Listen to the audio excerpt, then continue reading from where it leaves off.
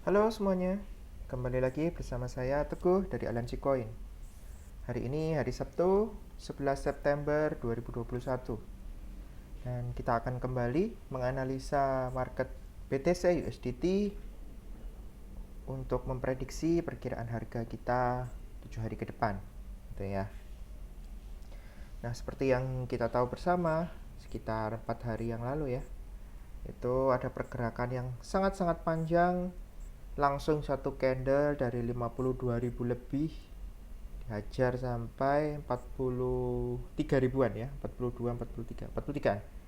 Oke.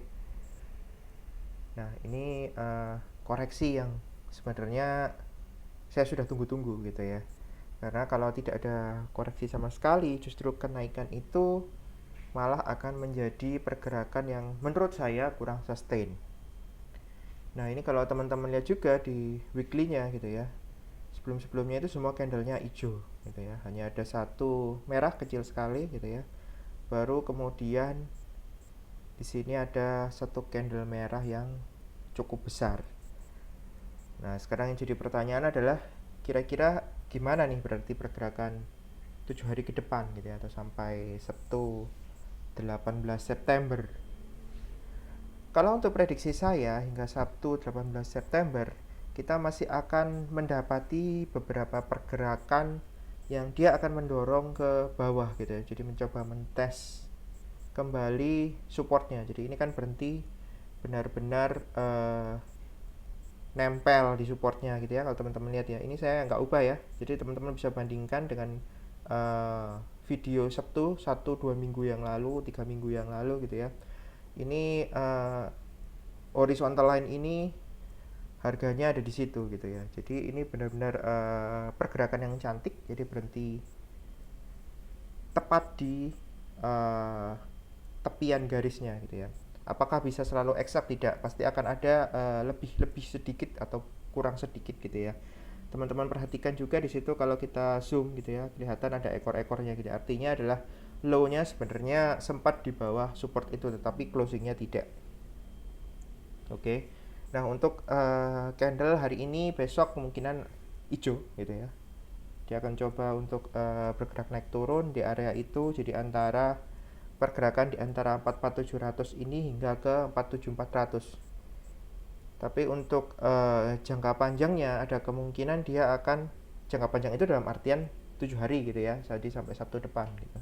Itu kemungkinan dia akan mencoba untuk trying to break this down.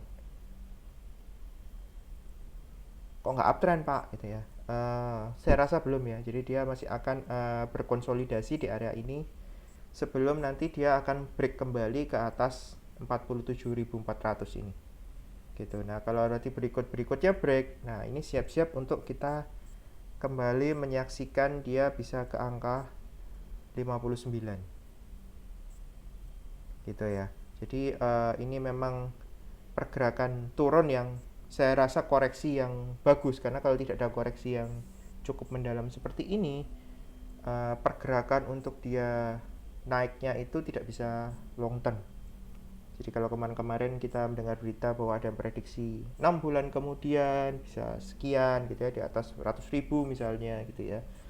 Ya mungkin saja, asal ada pergerakan-pergerakan turun yang juga cukup signifikan untuk membantu supaya dia kenaikannya long termnya bisa lebih sustain seperti itu. Oke, jadi kalau kemungkinannya, prediksinya ya, untuk 7 hari ke depan itu awalnya dia akan bergerak di area ini antara 44 sampai 47, dengan ada kemungkinan dia juga akan ditarik-tarik sampai ke 42 gitu ya. Nah, kalau dia sudah bisa break, saya nggak tahu apakah bisa break dalam minggu ini ataukah dalam minggu depan lagi. Kalau dia break di 47, maka dia akan kembali ke 52 dan 59 itu. Namun kalau menurut saya sih nggak minggu ini ya harusnya ya. Di minggu ini harusnya pergerakannya ya antara RS 47, 44, mungkin agak sentuh-sentuh sedikit di kisaran 43, 42 gitu. Dan harusnya tidak longsor di bawah 40 gitu ya. Untuk di bawah 42 aja harusnya sudah agak sulit ini gitu ya. Jadi harusnya tidak longsor di bawah 40. Itu sih prediksi dari saya untuk 7 hari ke depan. Kalau mungkin teman-teman ada komentar, ada teman-teman yang ingin memberikan analisanya, monggo kita diskusikan di kolom komentar. Terima kasih teman-teman sudah menonton video ini sampai akhir. Kalau teman-teman tidak ingin ketinggalan update-update terbaru dari Aliansi Koin, teman-teman bisa subscribe ya di YouTube channel kami. Teman-teman juga bisa cek website kami, Instagram, Facebook, karena kita juga beberapa kali mengadakan acara-acara bersama dengan entitas-entitas atau company-company lain yang berhubungan di sektor blockchain dan cryptocurrency. Oke, sekian dulu dari saya. Sampai ketemu di episode berikutnya. Sukses selalu dan sehat selalu buat kita semua. Salam profit.